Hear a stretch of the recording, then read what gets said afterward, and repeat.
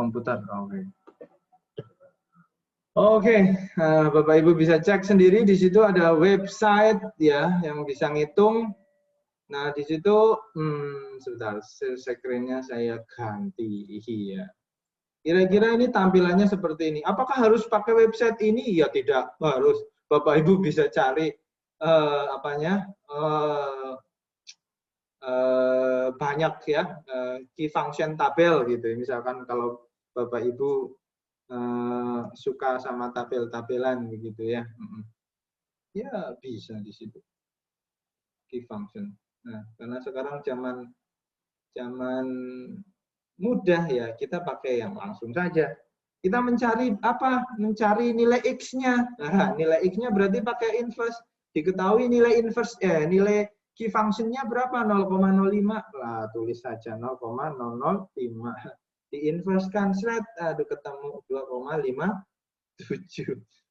2,58 ya kita tuliskan lah ya, 2,58. Ya dicari set gitu. Nah, kalau kita ingin mencari key function-nya berarti ya kita ini tinggal dikopikan 2,57 ya, di copy di sini, ditulis ini sebagai kalkulatornya. Oh, ketemu 0,005. Iya, yes. Ketemu deh ya. Gampang. Maka kita lihat di sini N-nya sama dengan 666. Bandingkan Bapak Ibu tadi yang kalau populasinya tidak diketahui, N minimalnya itu 10.000. Reduction-nya berapa ini? Cuma 10%-nya kurang kan? Ya, 10% reduction-nya. Dari 10.000 menjadi 660.000 ya. Tapi memang membuat populasi menjadi Gaussian atau diketahui bahwa itu pasti Gaussian agak tricky. Agak tricky itu maksudnya tergantung jam terbang ya. Semakin Bapak Ibu expert, Anda akan mengejas suatu fenomena itu Gaussian. Tetapi kalau di awal-awal atau yang benar-benar kita tidak tahu datanya, ya kita tidak bisa mengejas terdistribusi Gaussian. Cuma saya berikan contoh aplikasinya, yakni di telekomunikasi ya, di telekomunikasi bahwa Y sama dengan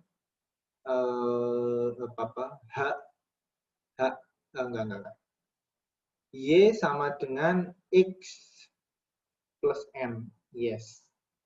Kalau M noise itu umumnya dimodelkan menjadi Gaussian ya, Gaussian. Zero mean and variance-nya berapa? Nah, kalau X-nya kan kalau biar efisien ini X-nya juga harus Gaussian. Nah, ini biasanya dirancang sedemikian rupa sehingga informasinya itu seperti distribusi Gaussian. Itu contoh aplikasi nyata dalam sistem telekomunikasi, ya seperti itu. Oke, itu sekedar tambahan dari mata kuliah topik statistical inference ya. Tambahannya seperti itu. Kalau ada pertanyaan silahkan sebelum kita masuk ke topik yang baru. Monggo.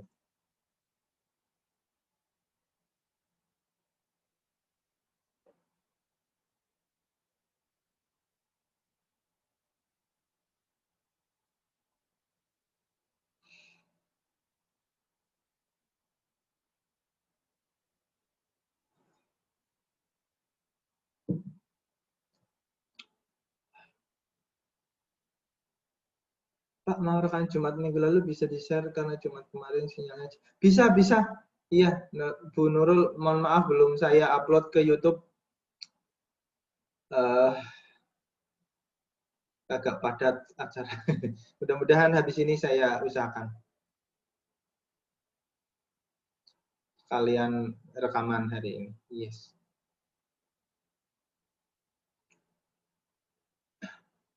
Baik Bapak Ibu, kalau tidak ada pertanyaan sudah gamblang gumamblang. Wah. Gamblang gumamblang ini bahasa mana ini ya? Stop Sar. Kita maju ke topik selanjutnya. Saya kira topik selanjutnya tidak kalah menarik dan saya kira bisa happy-happy lah ya. Aduh, bisa happy-happy. Discharge. Oke, mana ini PPT saya? Oke. Iya, iya, iya.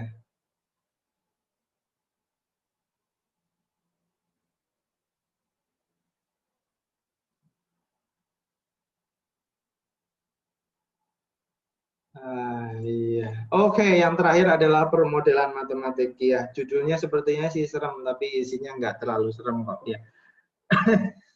Oke, Bapak Ibu. Iya. Permodelan matematik. Yes.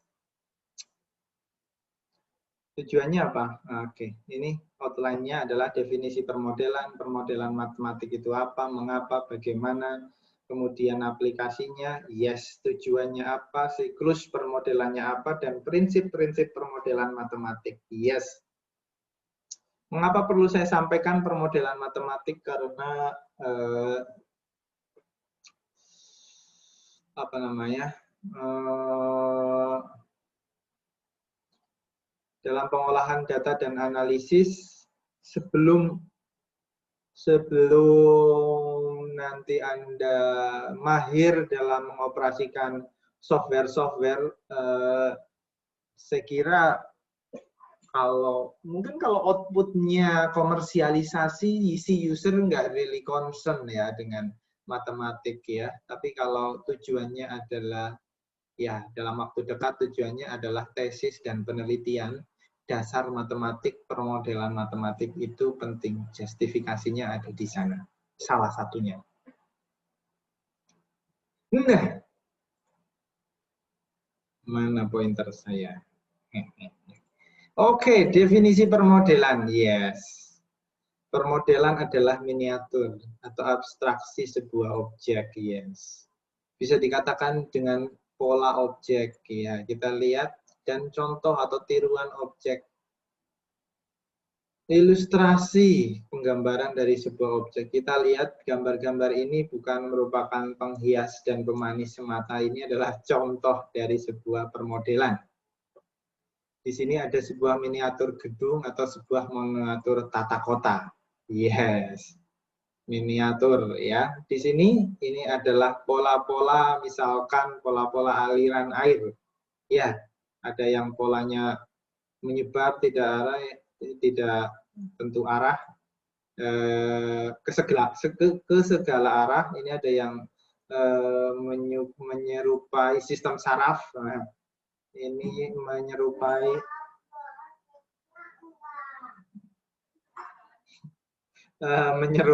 sorry maaf Bapak Ibu, ini menyerupai ya cabang-cabang ranting dan ini menyerupai ranting-ranting yang kecil ya. Ini adalah pola. Pola adalah model. Yes. Di sini ya ini adalah makanan tiruan yang ada di Jepang. Saya kira Bapak Ibu yang suka traveling ya. Kemudian di Jakarta juga banyak sudah ya ditemui dengan makanan-makanan replika yang kadang terlihat lebih enak dari aslinya. Iya, menarik sekali dan komposisinya perfect begitu ya, yang membuat kita kadang tidak sengaja langsung memasuki tokonya. Tidak sengaja memikirkan harganya langsung masuk saja. Oke, Bapak Ibu, ini contoh saja ya. Ini adalah tiruan objek dari aslinya. Oke. Nah, sebenarnya definisi dari permodelan itu apa? Ya, semua ini bisa mendefinisikan sebuah permodelan. Yes. Contoh di sini, contoh-contoh model objek fisik ya, ada prototipe. Prototipe, yes. Ada prototipe berupa kopian, tiruan, miniatur dari sebuah objek. Contoh objek pesawat, ya robot, kemudian ini desain interior, kemudian ada miniatur jembatan gantung, begitu ya. Ini adalah contoh-contoh permodelan dalam permodelan objek fisik. Ini bisa berlaku dalam berbagai bidang. Ada arsitektur, sipil, teknik elektroteknik, penerbangan, dan teknik-teknik yang lain. Bahkan di bidang ekonomi pun yes. Oke, kemudian model yang berbentuk skematik, skema, diagram juga boleh. Bertujuan memvisualisasikan sebuah struktur sistem. Kita lihat dari manapun lah, dari sebelah kanan atas di sini adalah struktur organisasi. Ini contoh dari sebuah model yang terdiri dari misal atasan, bawahan, ya, kemudian bawahannya lagi ya. Biasanya atasan cuma satu, kalau bawahannya banyak, ya. Oke, baik Bapak Ibu. Kemudian di sini ada contoh model ya, GPS. Ya, GPS itu juga merupakan model replikasi dari landscape dunia nyata. Nah, ini dunia maya. Iya, misalkan kita mau melakukan perjalanan dari Depok menuju Jakarta, di sini belokannya berapa kali, ya? Belokannya berapa kali, Bapak Ibu, kalau Depok ke Jakarta? Iya. Jawaban yang benar adalah 2 kali, ke kanan dan ke kiri. Iya. Oke, ini contoh GPS. Kemudian kalau dalam sistem telekomunikasi, misalkan di sini ada inputnya, ya, sebagai input informasi. Kemudian di sini ada output, outputnya juga informasi. Informasi ini melewati tahapan apa saja, blok-blok apa saja, ya. Ada baseband equipment, ada modulator analog, ya. Misalkan dari intermediate frequency equipment limiter. Di sini ada up converter, ada power amplifier, waveguide, dan seterusnya. Di sini lewat antena sehingga bisa terjemahkan, ditransmisikan menggunakan propagasi gelombang elektromagnetik. Oke. Kemudian di sini ada waveguide, ya, dan seterusnya hingga menghasilkan sebuah output informasi yang dikonstruksi ulang. Yes. Oke, nah akhirnya kita sampai pada permodelan matematik. Ya, definisinya apa ini? Sebuah representasi ataupun perwujudan dari perilaku objek ataupun fenomena dalam bahasa matematik. Ya, segala perilaku objek, objeknya juga, kemudian fenomenanya, ini kita bahasakan dengan bahasa matematik. Bahasa matematik itu apa? Bahasa matematik itu di sini ada persamaan aljabar linear. Yes, yang sudah kita pelajari di pertemuan pertama. Ya, ada persamaan diferensial. Ini turunan pertama, turunan kedua. Ya, ini integral. Nah, integral, kemudian ada algoritma. Algoritma merupakan susunan langkah-langkah dalam mencapai tujuan. Ini algoritma tentu ada step 1, step 2, step 3, step 4, step 5, dan sampai dengan tujuan. Yes.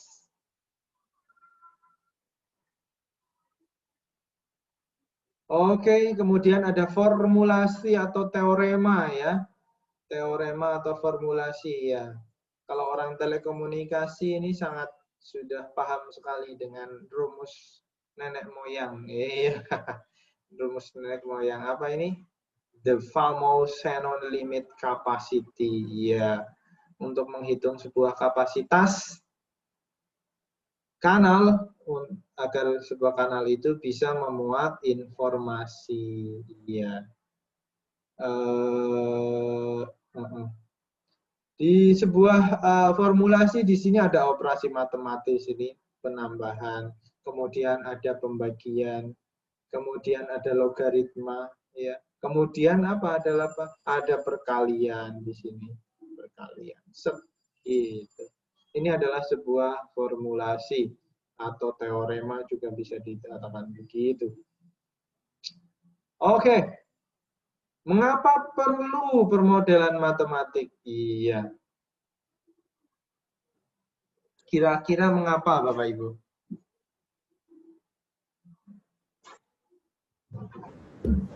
Izin, Pak, untuk menghindari trial dan error, Pak. Trial dan error, perfect. Trial dan error dalam hal apa, Bapak Ibu?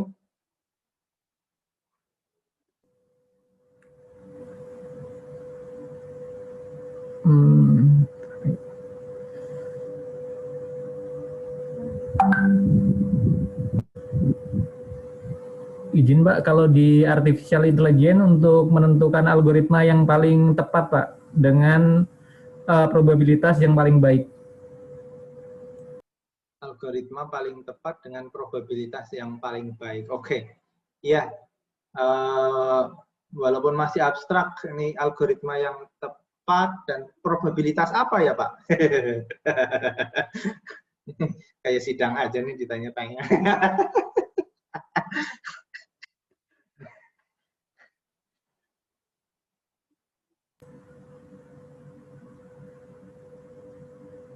Izin, Pak, misalnya kan ada bintang-bintang, Pak, rasi bintang. Nah, rasi-rasi bintang ini nanti diklasifikasikan berdasarkan ukuran dan misalnya adalah tingkat panasnya gitu, Pak. Jadi nanti dicari dengan parameter-parameter tertentu sehingga mereka itu tepat di klasifikasi-klasifikasi tersebut. Ya, ya, ya, ya. Ya, berdasarkan anunya ya, fitur-fiturnya ya, Pak Agus ya. Oke. Baik, ya saya ingin melanjutkan. Betul sekali apa yang disampaikan Pak Agus bahwa untuk mengurangi trial dan error. Trial dan error dalam hal apa? Dalam rangka pembuktian ataupun percobaan. Ya, biasanya misalkan kita mempunyai hipotesa ya, mempunyai hipotesa, sebuah keyakinan yang lemah gitu ya. Keyakinan, nah untuk membuktikannya itu paling real itu menggunakan percobaan. Nah, kalau percobaan ini biasanya kalau pada yang high risk itu sangat dihindari begitu. Nah, untuk menghindari resiko yang high risk itu biasanya didekati dengan permodelan matematika. Iya. Kenapa permodelan matematika itu menjadi menarik ya? Tadi dari sisi cost dan lain sebagainya. Karena matematik itu juga secara langkah-langkahnya itu dia membuktikan dirinya sendiri. Contoh, bahwa X ditambah X itu 2X. Itu sudah menjadi apa ya? Itu sudah terbukti gitu loh. Artinya matematik sendiri itu pun menjadi sebuah bukti gitu. Kira-kira seperti itu. Bahwa X ya tadi X tambah X sama dengan 2X. Kemudian integral. Nah, integral ya kalau sebuah nilai probabilitas ya kalau diintegralkan dari limit-limitnya ya pasti nilainya 1 gitu loh. Kalau ternyata mengintegralkannya itu lebih dari 1 berarti salah. Salahnya ini mungkin bisa ke modelnya yang salah ataupun ketika melakukan solusi gitu ya. Melakukan mengintegralkannya itu salah gitu.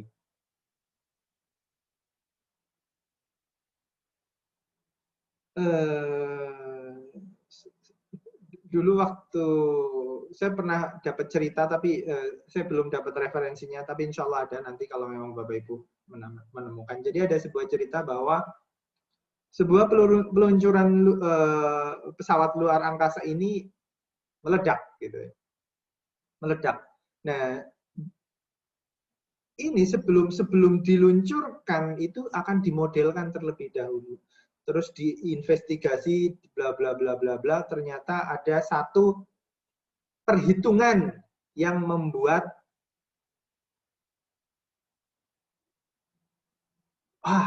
saya ingat ceritanya. Jadi dulu waktu saya masih studi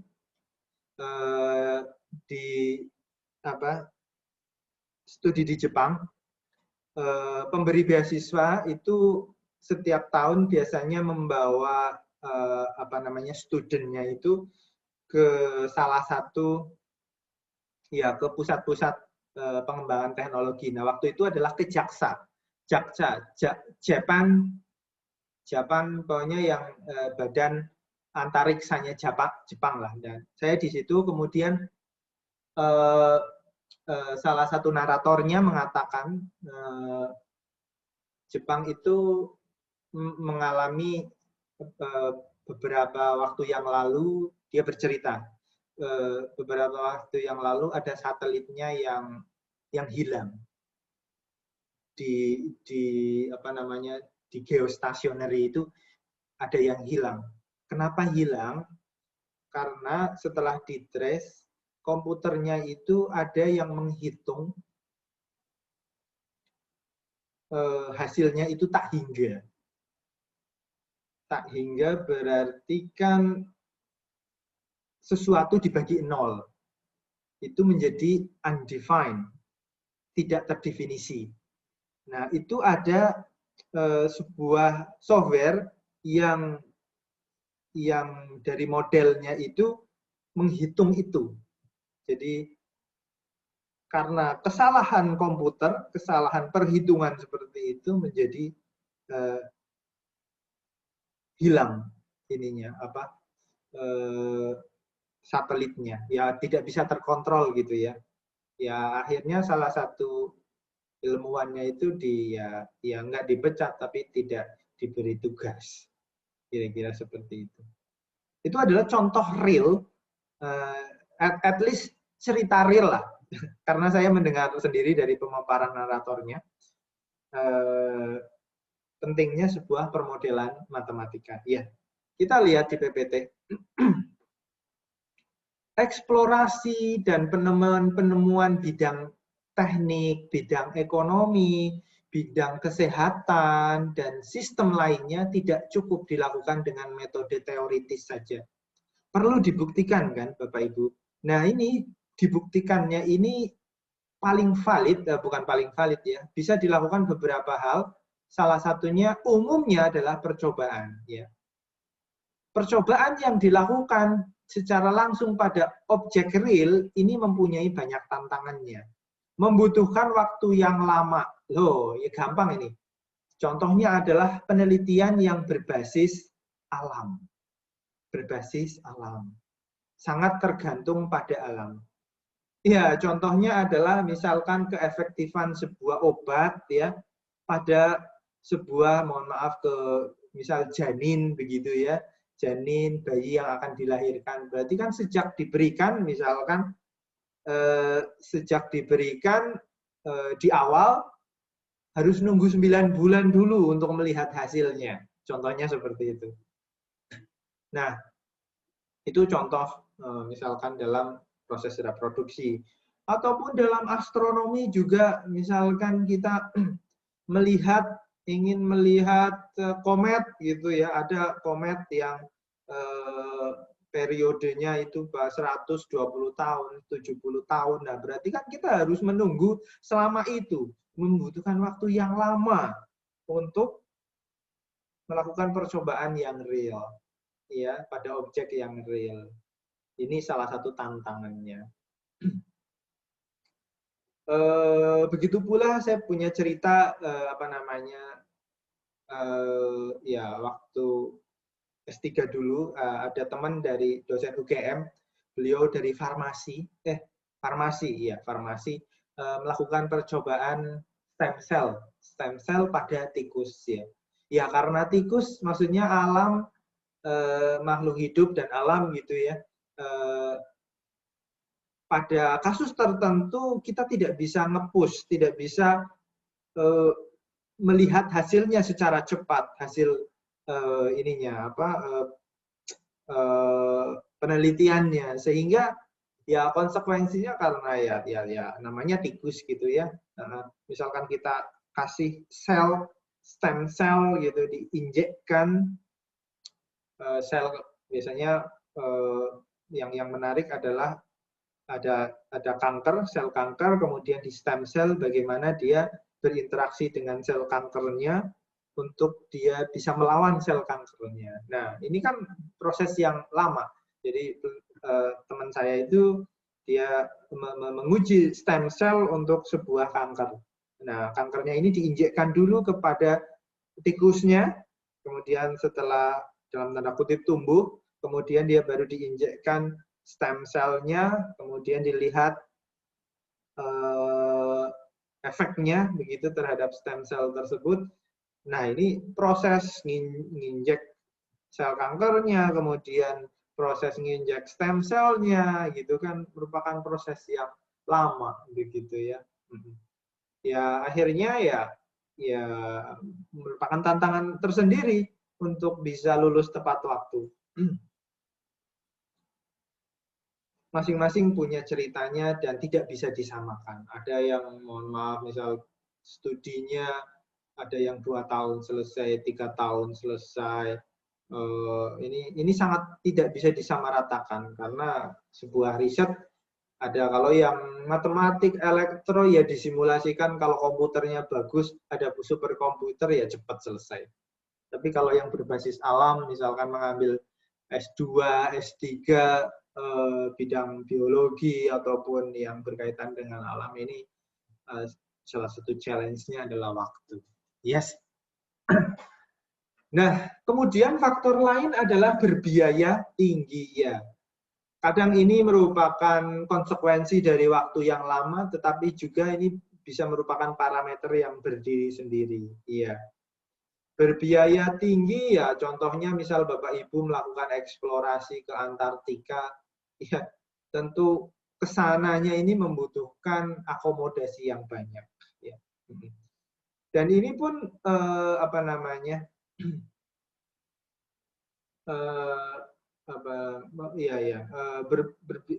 tidak hanya akomodasi, support dan lain sebagainya, juga konsekuensinya berbiaya tinggi. Kadang berkorelasi antara waktu dan biaya, tapi kadang juga bisa independen. Kemudian faktor yang berikutnya adalah berbahaya. Iya. Berbahaya ini sangat concern. Misalkan ingin mengetahui seismik Gunung Merapi, gunung yang mungkin sedang aktif begitu ya Bapak Ibu, tentu akan sangat berbahaya sekali apabila ada personel yang datang utuk-utuk membawa alat seismograf begitu ya, dipasang desainnya, dicatat, tentu itu sangat berbahaya. Nah, kita pasang sebuah model. Modelnya apa? Ya kita taruh misalkan sebuah topologinya bagaimana dengan jarak antar 2 km misalkan kita pasang sensor. Iya, seperti itu. Sistem komunikasinya bagaimana untuk mengirim dari sensor-sensor itu ke pusat informasi, ya. Nah, itu contoh real sebuah model untuk mengurangi bahaya. Bahaya yang lain misalkan radiasi nuklir begitu ya. Nah, sebelum diledakkan beneran dihitung dulu nih. Ini jangkauan radiasinya berapa puluh kilometer. Nah, kira-kira pengamatannya berapa puluh kilometer dari titik ledakan. Nah, ini perlu dihitung. Nah, kemudian yang sangat tidak mungkin dilakukan begitu ya. Percobaan yang tidak mungkin dilakukan sebelum pelaksanaan adalah apa? Ya, peluncuran satelit, ya, peluncuran roket, ya.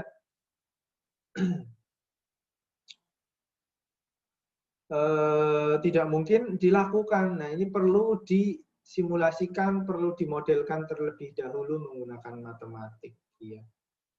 Nah, tidak dibayangkan kalau misalkan coba-coba meluncurkan satelit itu, Kita coba ketinggian 1 km, kita coba ketinggian 10 km, habis dananya ya, Bapak Ibu. Kira-kira begitu. Oke.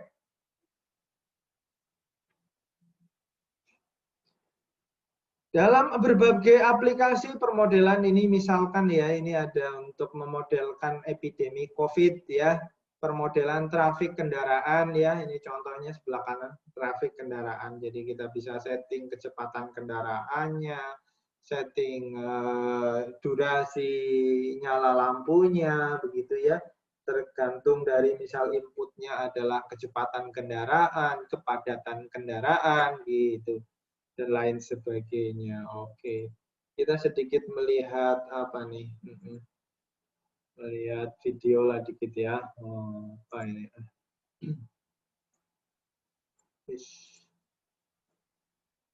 Apa sih ini permodelan menggunakan COVID begitu ya?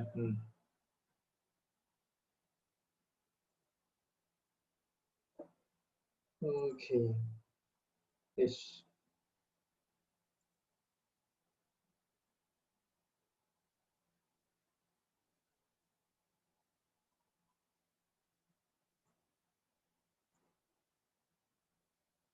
Oke, bro.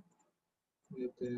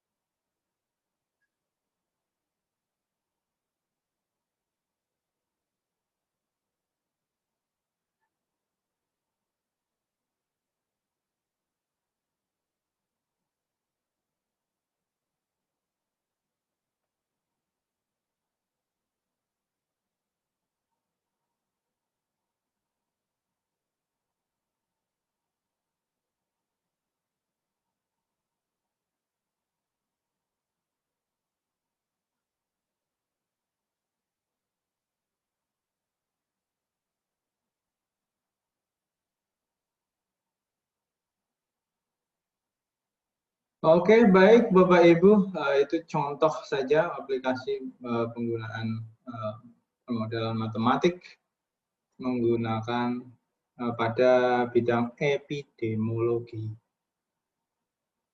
Terus lanjut.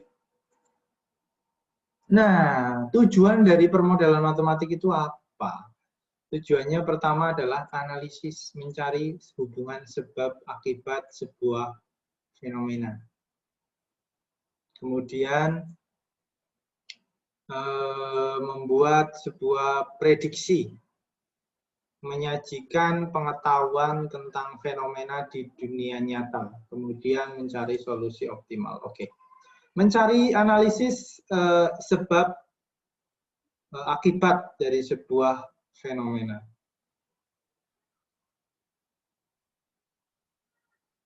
Misal dalam sebuah aliran sutet, oh saya pasang misal trafo, kemudian disalur dengan lampu bisa nyala, lampu berdaya rendah bisa nyala. Ini ada fenomena apa ini? Ya, di situ ada fenomena gelombang listrik, misal dari tegangan yang tinggi. Karena tegangannya tinggi, gelombang listriknya juga besar.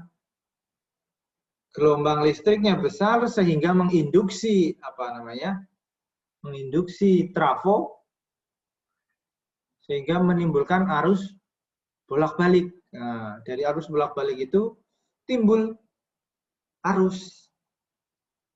Dari arus ini bisa menyalakan ya dari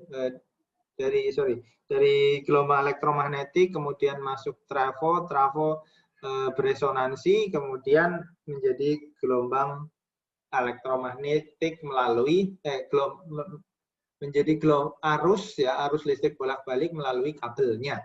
Dari kabelnya ini timbul arus karena ada bebannya lampu misalkan, jadi nyala lampunya. Nah, dari model matematik itu gimana? Misalkan arus listrik tegangan sutetnya 10.000 kV. Nah, 10.000 kV ini bisa menghasilkan medan listrik dalam jarak misalnya 10 meter gitu dari kabelnya ini berapa medan listriknya, berapa Faraday gitu kan. Nah, dari berapa Faraday ini bisa menghasilkan arus bolak-balik berapa tegangannya tergantung trafonya ya, lilitannya berapa. Nah, ini diukur kemudian tegangannya berapa. Bisa menyalakan sebuah lampu. Nah, contoh menghubungkan sebab akibat. Coba kalau misalkan dinaikkan sedikit mendekati sutet begitu ya. Oh, ternyata lampunya menjadi terang. Apa sih kenapa jadi terang? Oh, ternyata tegangan yang ditimbulkan makin besar. Nah, makin besar maka dengan beban yang sama arusnya juga makin besar juga. Sehingga lampunya makin terang. Nah, contohnya begitu. Kemudian membuat prediksi, ya contohnya tadi yang epidemi di COVID gitu ya. Dengan melihat pola dari data-data sebelumnya, kita bisa membuat sebuah regresi ya. Kita bisa memprediksi bahwa hari kesekian akan terjadi penambahan jumlah kasus berapa. Ini juga merupakan studi yang menarik juga karena setelah kita mengetahui prediksinya, oh ternyata pada hari ke-64 akan terjadi kasus 1 juta orang terinfeksi. Nah, untuk balik ya, tapi sudah terjadi ya, 1 juta orang ya terinfeksi ya. Nah, setelah mengetahui prediksi tersebut, tentu yang menarik adalah bagaimana mengantisipasinya kan. Mengantisipasinya itu kalau memang memprediksi hal-hal buruk lah. Terus kalau memprediksi hal-hal baik, wah ini diprediksi revenue-nya setelah 5 tahun menjadi 300%. Waduh, nikmat sekali ini 300%. Nah, ketika sudah tahu, ya apa yang bisa dilakukan adalah misal menjaga kinerja, menjaga performa dari misalkan entah itu penjualan, entah itu riset, entah itu marketing gitu kan ya. Membuat strategi agar tercapai. Kemudian menyajikan pengetahuan tentang fenomena di dunia nyata. Iya. Ini misal percobaan dunia nyata yang kasat mata. Berarti yang tidak kasat mata, tapi ada. Contohnya apa? Gelombang elektromagnetik. Jadi Bapak Ibu misalkan sedang pakai WiFi, nah, di situ antara pemancarnya dengan laptop ataupun HP Bapak Ibu, di situ ada gelombang elektromagnetik yang sibuk, Bapak Ibu ya, yang bekerja memancarkan, mengirimkan email ya, transferan Bapak Ibu ya, lewat situ gitu. Apakah lewat BTS begitu ya? Akses point BTS begitu. Di situ ada yang sibuk di situ. Nah, secara kasat mata tidak sulit untuk kelihatan ya, sulit ya. Gelombang elektromagnetik gimana ini, warnanya apa, hijau apa merah, kan nggak kelihatan gitu ya. Nah, terus cuma kita bisa mengetahui fenomenanya, misal diukur pakai spektrum analyzer. Tapi kan sebelum ketemu spektrum analyzer itu kita ngitung dulu, memodelkan dulu, iya. Jadi mbahnya elektromagnetik itu apa? Teori Maxwell. Yes. Maxwell teori. Iya, iya. Maxwell. Bagaimana dia sebuah gelombang elektromagnetik dipancarkan dari sebuah antena, twing twing twing begitu kan. Nah, ini gimana bisa ke kanan, bisa ke kiri, besarannya ya, berapa miliwatt begitu kan, arahnya kemana gitu kan, ya itu contoh. Nah dari situ menjelaskan, menyajikan pengetahuan fenomena tentang dunia nyata.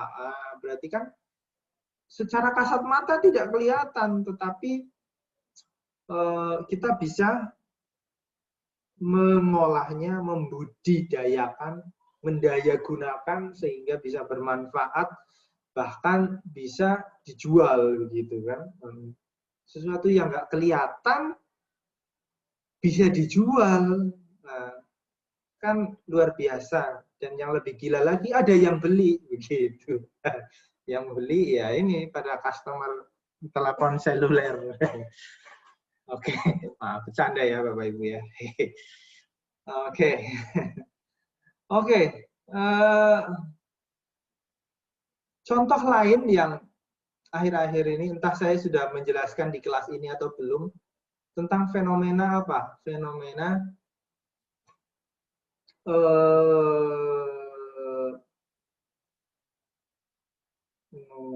black hole.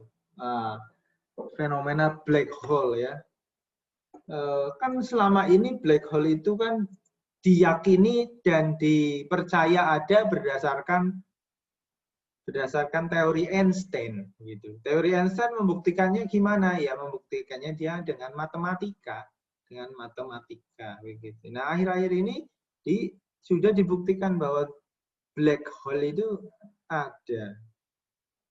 Black hole. Inventor TED. Ya ini.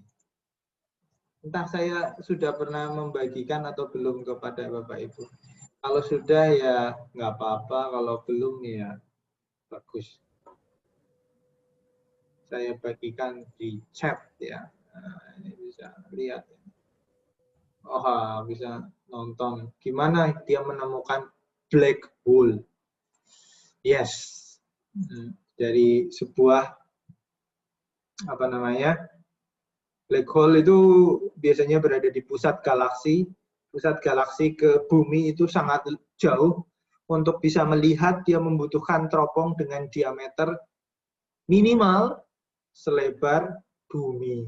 Loh, bagaimana membuat teropong selebar bumi? Iya, kita bikin teropong yang kecil-kecil. Nah, teropong yang kecil-kecil permukaan bumi? Ya itu tidak mungkin juga lah. Terus gimana? Ya kita bikin teropong kecil di beberapa titik. Nah, karena buminya muter kan ibarat sebuah printer ya, dari garis, dari titik dikumpulkan menjadi garis, garis dikumpulkan menjadi huruf, huruf dan menjadi pola, pola dan lain sebagainya. Intinya kayak gitu. Silahkan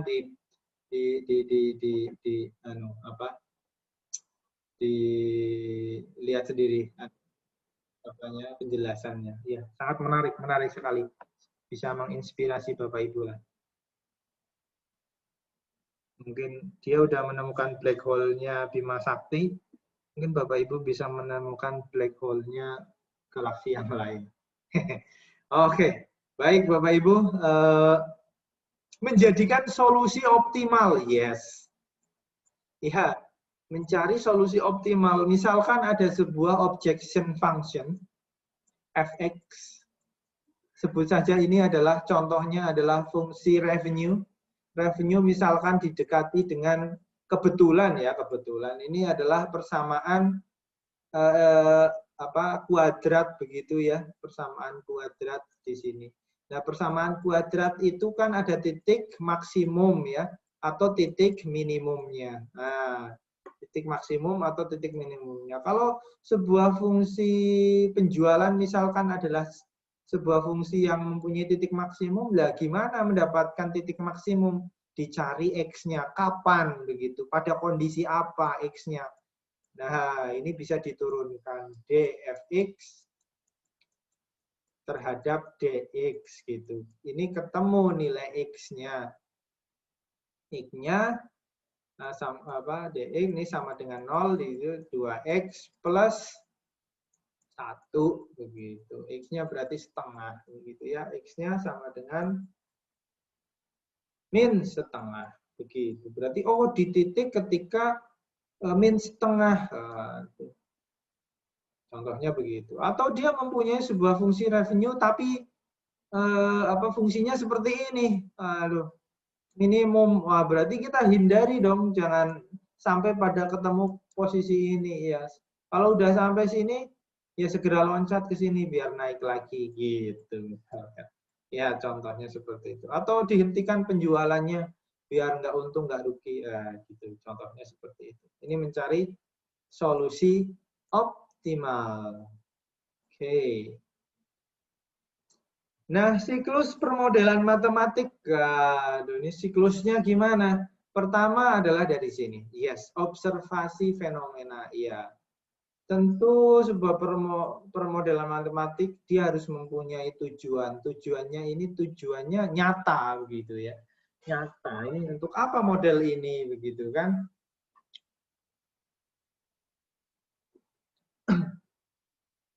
Nyata. Jadi misalkan kita berawal dari sebuah fenomena.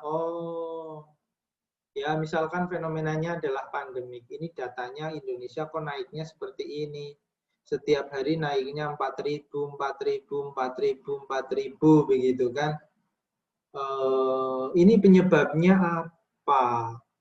Gitu. Kok naiknya 4.000, 4.000 nggak mengalami penurunan begitu kan. Bahkan malah cenderung kenaikan. Nah, ini faktor-faktornya apa saja? Ternyata mungkin tingkat mobilitas ya, mungkin tingkat ya mobilitas, mungkin tingkat memang sifatnya virusnya itu aerosol, jadi lewat udara menjadi lebih mudah untuk terinfeksi begitu. Ternyata Indonesia juga karena wilayah tropis begitu panas begitu ya, jadi orang-orangnya nggak mau kepanasan gitu kan, jadi di dalam ruangan ya virusnya jadi ngublek di situ, jadi banyak yang kena misalkan begitu. Nah itu fenomena-fenomena yang kita teliti dari kejadian nyata. Nah oleh karena itu kita ambil nih dari fenomena-fenomena itu kita cari parameter-parameter yang penting, ya, mencari parameternya X, parameter Y, parameter Z. Kemudian dari parameter yang penting ini dicari hubungannya. Oh ternyata Y sama dengan X kali Z ditambah 2X misalkan begitu ya. Ternyata Y sama dengan X plus Z ditambah 2X. Oh hubungannya seperti itu. Ternyata kenaikan Z itu tidak terlalu signifikan dibandingkan dengan kenaikan X-nya. Karena kalau kenaikan Z-nya kita bisa pertahankan, satu, X-nya nambahnya lebih banyak. Nah, X-nya 2, nah di sini 2 sudah tambah 4, begitu ya. Nah, kalau X-nya 1, begitu, Z-nya nambah jadi 2, ya tambah jadi terus 2, oh cuma nambahnya 2. Oleh karena itu, misalkan ada 2 variabel ini yang mempengaruhi kenaikan dari COVID. Ada variabel X dan Z, berarti kita fokus kepada variabel Z dulu. Variabel X dulu, bagaimana menekan faktor X dulu ini, ya, agar penyebarannya tidak cepat. Contohnya seperti itu. Kemudian dari model ini kita analisis, kita simulasikan kira-kira sama dengan tren enggak? Ternyata enggak sama, kurang pas, kurang cocok dengan model prediksinya ini. Kemudian kita cek lagi, yang keliru di mana? Apakah di parameternya? Kita balik lagi atau balik lagi ke dengan fenomenanya, kita identifikasi lagi fenomenanya. Yes, saya kira seperti itu. Nah, untuk mengidentifikasi ini ya, perlu diketahui istilahnya sisi kognitif, dalam artian ya tingkat jam terbang, pemahaman logiknya ini perlu. Jadi bagaimana menangkap informasi yang penting dari sebuah fenomena sehingga kita bisa modelkan dan kita bisa olah sehingga bisa bermanfaat. Oke. Nah, ini prinsip-prinsip permodelan matematik ini apa nih? Ada beberapa tahapan ya. Di sini ada identifikasi objek atau sistem. Ini kita identifikasi permasalahannya ya. Dari permasalahan ini semacam riset juga. Jadi kita cari dulu permasalahannya dari sebuah objek. Kalau tidak ada masalah, tidak perlu riset, ya, tidak perlu penelitian. Kalau tidak ada masalah, ya baik-baik saja begitu ya. Kalau ada masalah, nah ini perlu permasalahan yang kita perlu cari solusinya. Nah, kalau sudah ketemu metodenya, berarti kan kita sudah mempunyai tujuan. Oke. Kita sudah mempunyai tujuan, yakni melakukan solusi dengan bla bla bla. Nah, untuk mencapai solusi ini permodelannya apa? Ini caranya bagaimana mencapai tujuan. Nah, ini dituangkan dalam sebuah model. Ya, di sini ada variabel atau parameter, ini menentukan asumsi, menentukan parameter, menentukan makna dari setiap parameter, kemudian menentukan interaksinya, apakah dia penambahan, apa penjumlahan, gitu, penambahan, penjumlahan sama, atau pembagian, begitu ya, ataupun perkalian, ataupun integral, ataupun diferensial. Ini perlu ditentukan. Yes. Kemudian solusi persamaan perbijaksanaan. Nah, kalau udah ketemu, oh ini modelnya adalah menggunakan integral. Nah, kalau menggunakan integral ya sudah diintegralkan, dicari, diintegralkan. Caranya gimana? Ya, caranya kita buka lagi tata cara integralnya bagaimana. Oke. Kemudian model prediksi di sini bagaimana konsistensi antara luarannya, begitu kan? Kemudian interpretasi hasil ini kaitannya dengan makna dari hasilnya. Misalkan sebuah data itu naik, maksudnya apa? Nah, data COVID naik, ini maksudnya apa? Nah, maksudnya jelas, penderitanya semakin banyak. Oke? Yes. Tapi maksud lain dari konsekuensi penderitanya banyak adalah ketersediaan rumah sakitnya berarti semakin menipis. Nah, gitu. Itu contoh menginterpretasi hasil dari berbagai sudut pandang. Konsekuensi-konsekuensi dari sebuah kenaikan COVID itu mempunyai dampak yang macam-macam. Dari sisi kesehatan, dari sisi sumber daya ya, tadi ketersediaan rumah sakit, ketersediaan tenaga kesehatan, begitu kan. Kemudian kepercayaan pasar, misalkan dari sisi ekonomi, ya. Kemudian dari sisi apa? Dari sisi manufaktur, misalkan produksinya jadi melambat, daya beli masyarakat menurun. Oh iya, ini informasi ini kapan ini ya? Relaksasi pajak mobil ini diterapkan ya. Kasihan ini Bapak Ibu yang mau beli mobil. Oke. Oke, baik Bapak Ibu lanjut. Selanjutnya adalah validasi.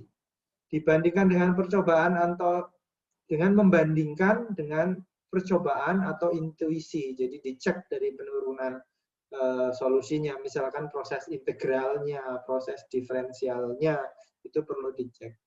Jika valid, model diterima, jika tidak, ya diulang. Diulang, dicek di model prediksi, ataupun dicek di model variabel, atau bahkan dicek di model identifikasi dari objek atau sistemnya. Baik, Bapak Ibu. Waduh, sudah habis nih Bapak Ibu ya, PPT-nya. Oke. Oke, oke, oke. Oke. Baik, Bapak Ibu, kita cek ada pertanyaan atau tidak. Boleh di-record ya tadi sudah ya. Pak Marifan Jumerla itu bisa, oh bisa semacam digital signal processing ya Pak, mengetahui SNR dan bit error. Oh iya, ini sepertinya Pak Muhammad ini sedang membahas tentang SN apa kapasitas ya kalau nggak salah ya. Iya. Iya, kira-kira seperti itu Pak. Kalau memang Bapak yang dimaksud pertanyaannya adalah itu. Kalau tidak, silakan sampaikan dengan voice.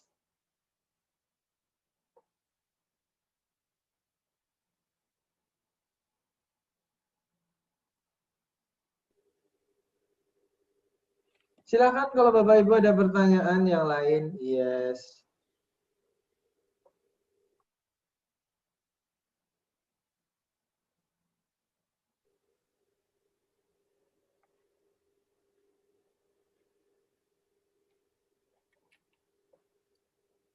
Pak Ajib mau tanya.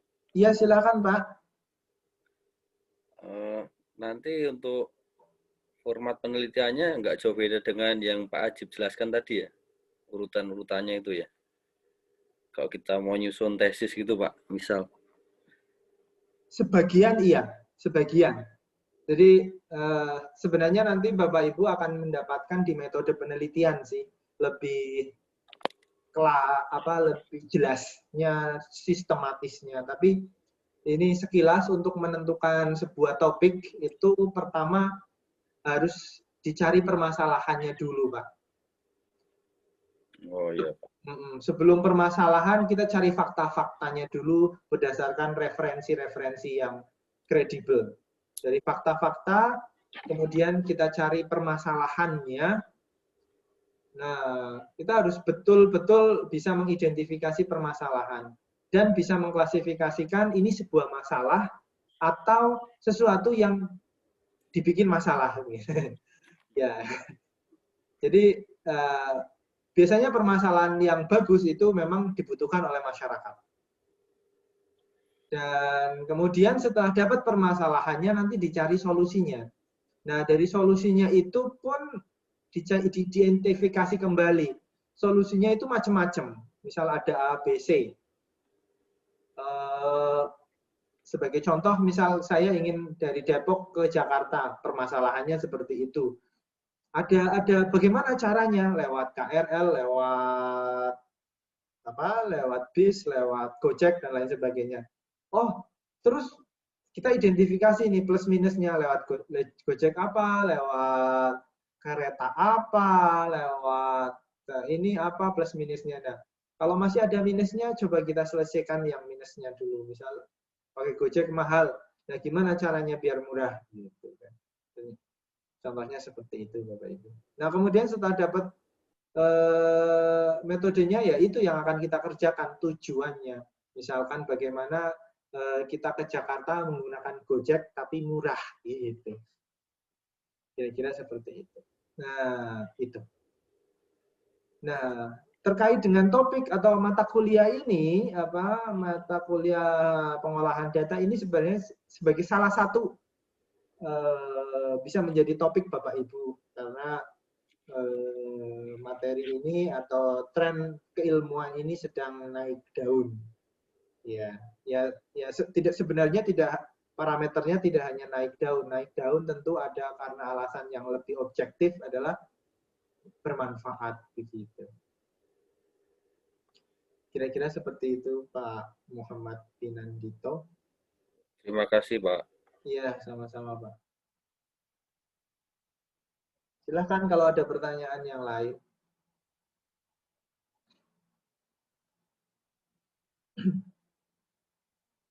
Besok Bapak Ibu mengikuti ini ya, PSAD ya, pengenalan sistem akademik. Siap, Pak. Iya, betul. Iya, Pak, jam 10 pagi, Pak. Oh iya. Sampai jam berapa? Tidak ditentukan batasnya, Oh, Pak. tidak ditentukan. Oh iya. Baik. Tidak ditentukan. Oke, baik Bapak Ibu. Acaranya apa aja itu, Pak, biasanya, Pak? Waduh, saya juga belum tahu ini kontennya. Kalau dulu yang PSAD S1 sih ya tentang apa sih namanya, pengenalan dosennya, kemudian pengenalan prospek S1 gitu ya, dari S1, kemudian menghadirkan alumni yang sudah senior yang ya biar memberikan semangat dan ini motivasi begitu. Tapi nggak tahu ini yang S2. Waktu S1 H-1 sudah ada agendanya ini. Yang ini S2 saya belum terima agendanya apa.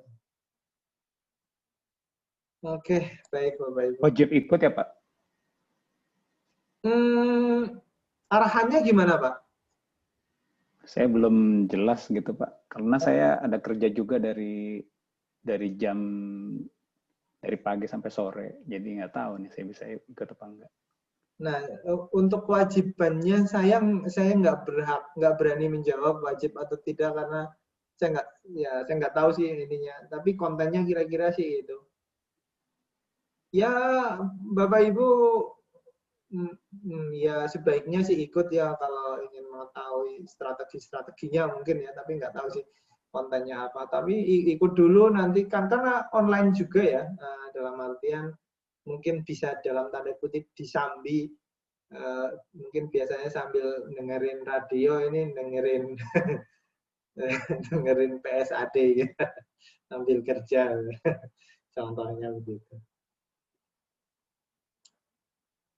Oke, baik Bapak Ibu, ada pertanyaan lagi? Kalau nggak ada, saya ingin memberikan informasi bahwa mungkin ini materi terakhir dari saya. Jadi kan dengan saya 7 kali pertemuan, ini pertemuan ke-6. Kemudian pertemuan terakhir besok, rencananya saya ingin menyelenggarakan kuis. Jadi saya jelaskan kuisnya. Kuisnya ini berbasis online. Kuisnya pilihan ganda menggunakan emas. Jadi silakan nanti Bapak Ibu pastikan untuk bisa membuka emas ya. Pilihan ganda, kemudian kurang lebih ya 1 sampai 1,5 jam. Mudah-mudahan bisa lebih cepat dan bisa ya tergantung dari Bapak Ibu. Kalau Bapak Ibu bisa menyelesaikan lebih cepat ya lebih cepat. Kemudian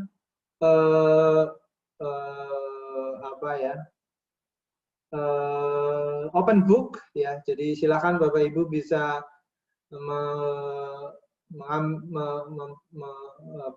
menyanding materi atau menyanding video atau menyanding buku gitu ya, boleh. Nah kemudian saya beri kesempatan 3 kali coba, jadi misalkan ini ya percobaan pertama mungkin nilainya 90 begitu kan. wah saya kayak masih kurang nih, nggak 100. Wah, coba percobaan ketiga, misalkan 85. Wah, kok 85? Wah, nyoba lagi lah. Nah, nyoba lagi ternyata 100. Nah, 100. Nah, nanti yang dari 3 percobaan itu, dari 3 trial akan diambil nilai yang paling tinggi. Kira-kira seperti itu.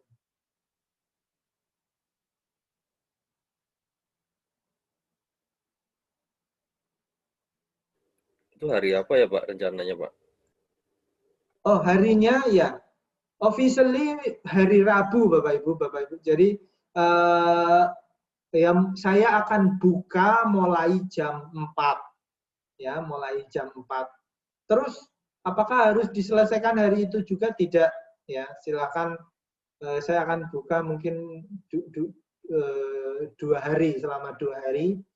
Silakan Bapak Ibu mencari waktu yang enak begitu, misalkan tengah malam gitu, misalkan trafiknya tidak terlalu besar, anak-anak sudah pada tidur begitu, bisa mengerjakan kuis.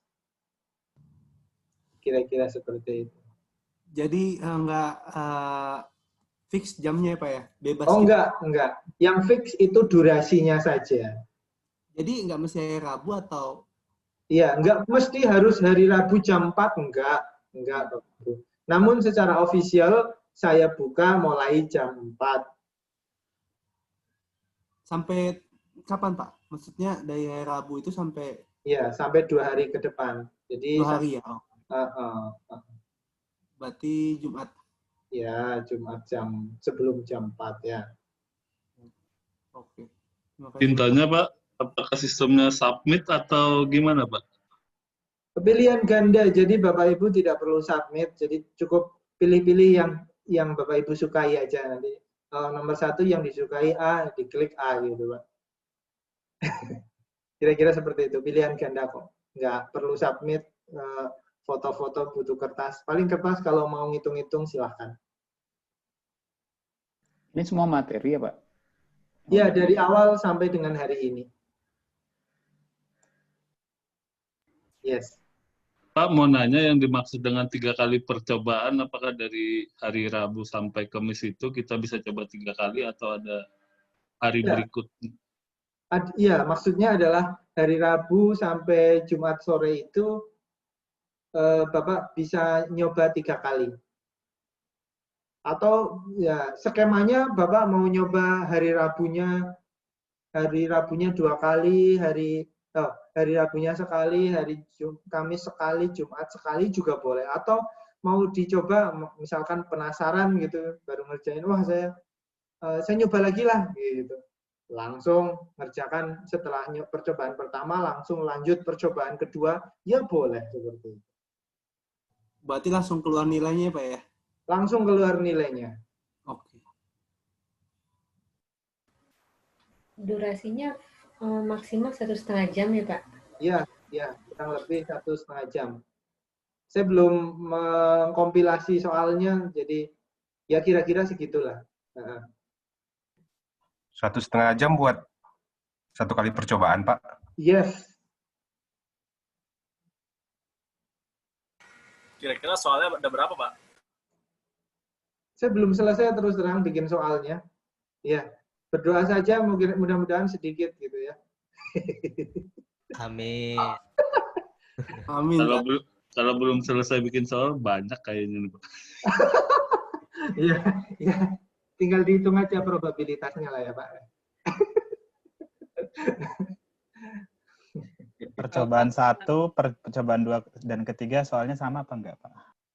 Soalnya kalau beruntung sama, Pak. by system ya, Pak ya? By system, iya. Ya. Oke. Pak, mau nanya, Pak. Kalau misalnya setelah selesai percobaan 1, itu kita keluar nilainya, terus keluar juga jawabannya nggak, Pak? Kunci jawaban yang benar. Mungkin buat kita tahu gitu, Pak. Nggak keluar, Pak? Kayaknya enggak deh. Oh, iya. Buat percobaan 2 ya.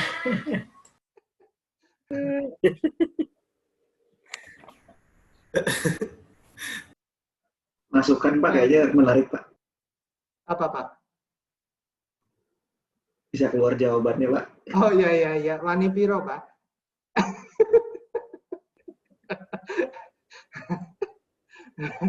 Ya nanti kalau keluar jawabannya, saya capek bikin soalnya, Pak. Usul Pak, gimana kalau soalnya juga mirip-mirip sama tugas kita? Oh Cuman iya ganti mirip, nilai Pak. aja. Iya mirip, pasti mirip, Pak. Iya mirip. Materinya sama kok, ya mirip lah.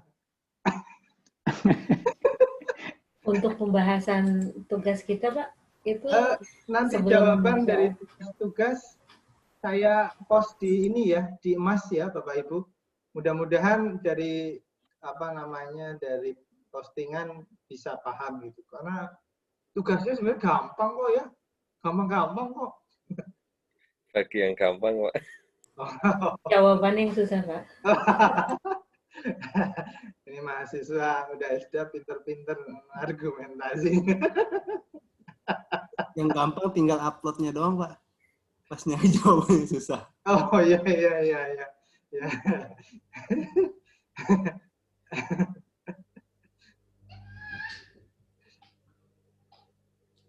Saya ketinggalan halaman 2 sampai 11 untuk statistik inferensial.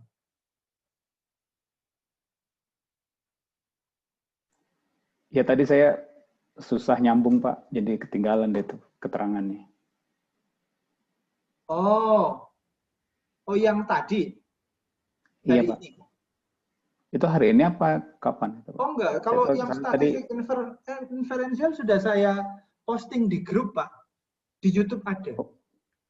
Oh oke Pak, saya pikir saya yang telah saya missing tadi. Oh enggak, itu hanya tambahan saja, hanya tambahan 1 slide kok, penjelasan saja. Oke baik Pak. Enggak terlambat Pak ya. Masih beruntung Pak ya. Anjir. Iya. Untuk kuis ini sendiri bobotnya berapa persen dari total IPK mata kuliah ini Pak ya? Untuk nilai mata kuliah ini Pak. Kuis ya, tugas ada berapa ya Pak tadi kemarin ya? Ada 4 kali ya? 4 kali, kan jatah saya sementara ini kan 25% ya. Kalau 4 kali tugas, 1 kali kuis ya, misal kuisnya ya, bobot kuis tetap lebih besar dari tugas sih, kuncinya itu. Tapi untuk bobot persisnya belum saya berikan karena ya nanti ya itu nantilah kebijakan. Ya Pak. Ya.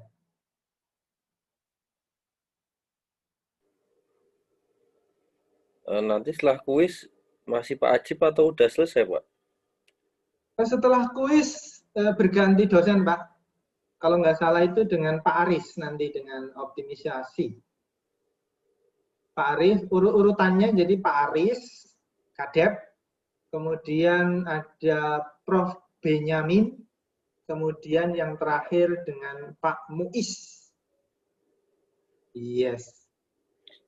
Kira-kira ketemu Bapak lagi di kuliah apa ya Pak?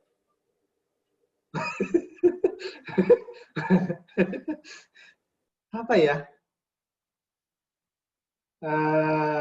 Kalau di Depok itu ada sensor cerdas, itu dengan saya. Kalau yang Salemba ada sensor cerdas nggak ya? Ya mungkin ketemu lagi semester depan Pak, mungkin ya. Iya, mungkin semester genap, iya ketemu. Mudah-mudahan ya, sehat-sehat semuanya. Ya Pak. Amin. Ini ada dapat izin apakah ada jeda waktu untuk antar kesempatan? Tidak ada, Bapak Ibu. Jadi silakan Bapak Ibu mau trial pertama, trial kedua itu jedanya terserah. Mau langsung juga boleh, mau jedanya 1 hari juga boleh, nggak apa-apa. Apakah setiap percobaan dapat dilihat skornya? Dapat, ya. Cuma nggak bisa lihat jawabannya. Pak, nanti UTS ada materi soal juga nggak dari Pak Ajib? Oke. Saya sih konsiderannya enggak, Pak. UTS fully nanti akan dengan Pak Aris ya. Soal dari Pak Aris. Yes. Maksimal percobaan 3 kali, Pak. Iya.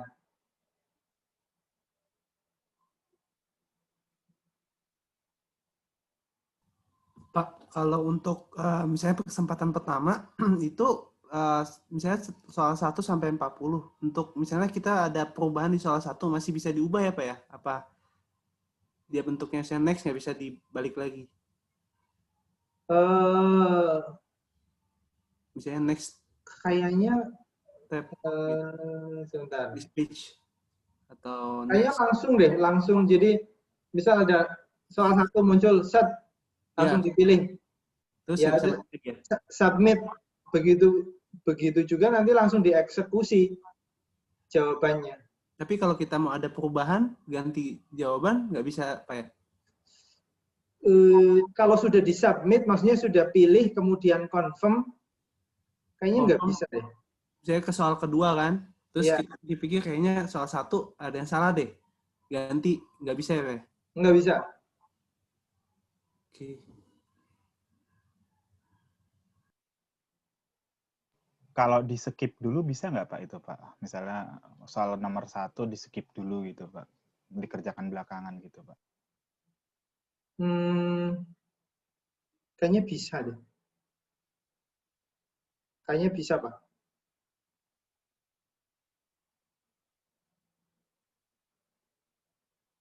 Soal belum confirm ya, Pak ya? Kalau belum confirm masih bisa. Masih bisa ya, belum confirm, belum yakin saya. Iya. Karena ini sistem baru, dulu namanya Skele, sekarang ini emas.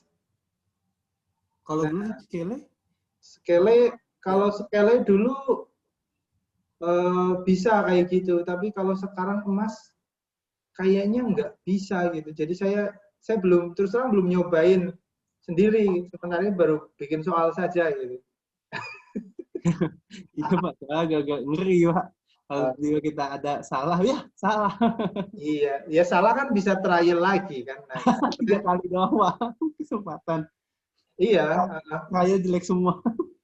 Oh iya, enggak kan mengikuti teori Bayesian gitu kan. Pertama nggak yakin, kedua makin yakin, ketiga yakin banget nih. Kan pertama nggak yakin, kedua tambah nggak yakin Pak. Waduh. Pak, tadi kan kita nggak dikasih tahu kunci jawabannya pada saat salah. Tapi kita dikasih tahu nggak yang salah yang mana? Yang salah yang mana itu ada komen deh. Maksudnya, jadi misal ketika submit gitu, oh jawaban Anda benar, jawaban Anda salah. Okay. Ada komen seperti itu. Okay.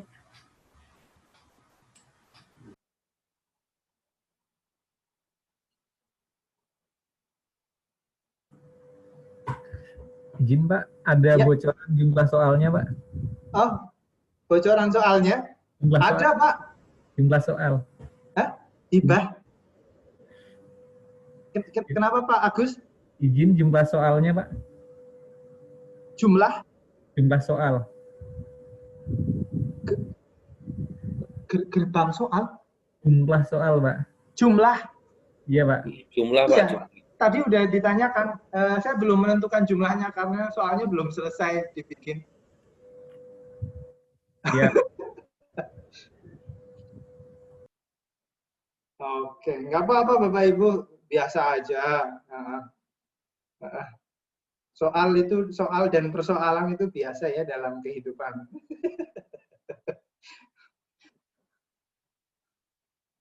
Oke, penilaiannya apakah benar salah? Enggak Pak. Penilaiannya salah aja. Enggak mengurangi skor SPMB apa dulu itu enggak. Benar, kalau benar nilainya 4, kalau salah -1, 0, 0. Enggak seperti itu. Santai, slow aja Pak ya. Jangan stres ya. Bahaya nanti. Imunnya turun.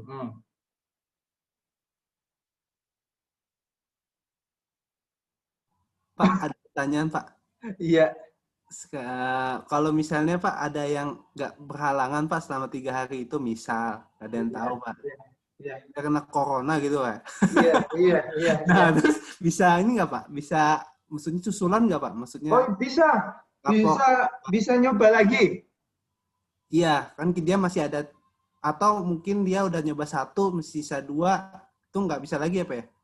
Kalau belum nyoba sekali baru bisa. Kalau udah nyoba ya udah gitu. Kalau misalkan benar-benar nggak bisa nyoba, misal selama 2 hari itu nggak bisa nyoba, ya nggak apa-apa, bisa nyoba lagi tahun depan. Oh enggak, oh gitu Pak. Saya kira. Bercanda Bapak Ibu, saya yakin bisa lah. Kan tadi misalkan siang hari Bapak Ibu bekerja, ya malam hari kan insya Allah ada waktu gitu ya. Kalau misalkan ternyata sangat urgent sekali Pak, saya di rig di tengah laut, nggak ada jaringan internet, oh ya tinggal kontak saya saja, nggak apa-apa.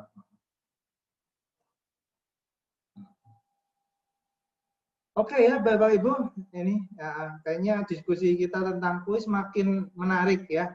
Nanti khawatirnya saya jadi menjawab soal-soalnya juga ini nanti. Terpancing, Pak. Ya, kepancing gitu ya Pak. Nah, mahasiswa S2 pintar-pintar ini kan. Oke, baik Bapak Ibu, mungkin kalau ada pertanyaan yang lain bisa disampaikan lewat grup ya. Untuk teknis kuis nanti saya sampaikan di emas ya. Saya coba jawab pertanyaan di chatting. Untuk nilai minimumnya berapa Pak? Ya ini minimumnya tergantung dari Bapak Ibu. Iya, saya nggak tahu. Penilaiannya oke benar. Diambil nilai terakhir atau nilai terbaik? Nilai terbaik Bapak Ibu. Iya. Oke, baik Bapak Ibu. Karena sudah malam, besok juga weekend, ada yang mempersiapkan PSAD juga ya, sampai ketemu di PSAD. Ya, terima kasih atas perhatiannya. Assalamualaikum warahmatullahi wabarakatuh. Waalaikumsalam warahmatullahi wabarakatuh. Terima kasih Pak Ajib. Terima kasih Pak Ajib. Terima kasih Pak Ajib.